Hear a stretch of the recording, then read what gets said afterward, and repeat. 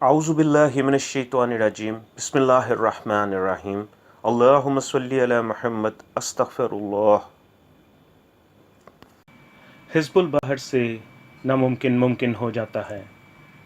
علامہ لاہوتی اپنی کتاب جنات کا پیدائشی دوست میں فرماتے ہیں، اگر کسی شخص کی پھانسی کا فیصلہ ہو گیا ہو اور وہ فیصلہ ناحق ہو تو وہ شخص خود حزب البحر یا اس کی طرف سے کوئی دوسرا شخص ہر نماز کے بعد 41 دفعہ پڑھ لے، چند ہی دنوں میں وہ رہائی پائے گا۔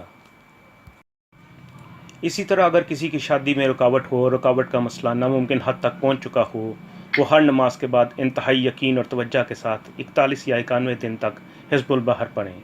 شادی کا ناممکن مسئلہ چند دنوں میں ممکن ہو جائے گا۔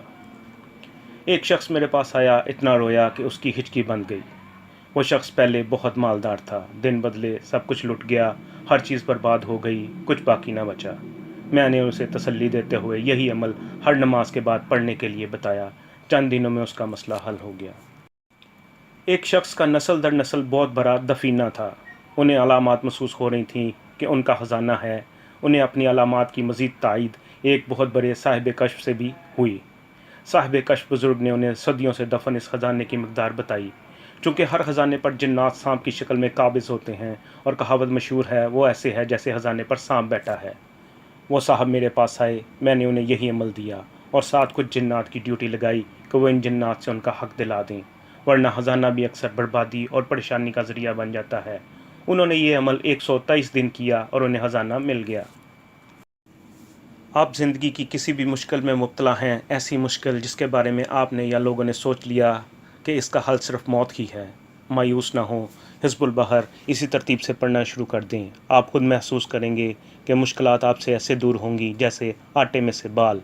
میری طرف سے یعنی علامہ لاہوتی کی طرف سے سب کو حزب البحر کی عام اجازت ہے۔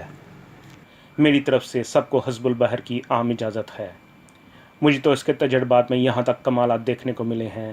حج کو ترسنے والے سینکڑوں ایسے خواتین و حضرات جن کے لیے حج تو کیا، حج کا خواب بھی ایک خواب تھا، ان سب کو بار بار حج نصیب ہوا، اور اولاد چاہنے والے لاتعداد مایوس ازدواجی جوڑوں کو اولاد نرینہ کی دولت نصیب ہوئی۔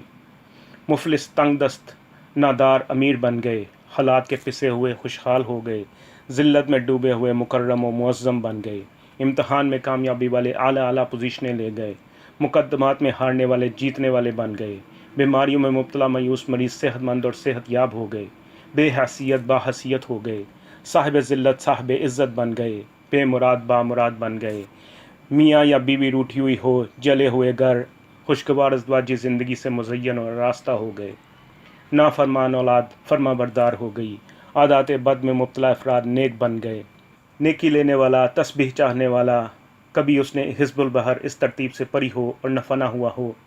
الغرض مجھے اپنے روحانی سفر میں کوئی ایک شخص بھی ایسا نہیں ملا کہ جس نے مکمل توجہ اور دھیان اور 100% یقین سے یہ عمل کیا ہو اور اس کے حیران کن مشاہدات نہ ہوئے ہوں اور لاجواب فائدے حاصل نہ ہوئے ہوں۔ قائرین، آپ بھی کر سکتے ہیں اور پا سکتے ہیں۔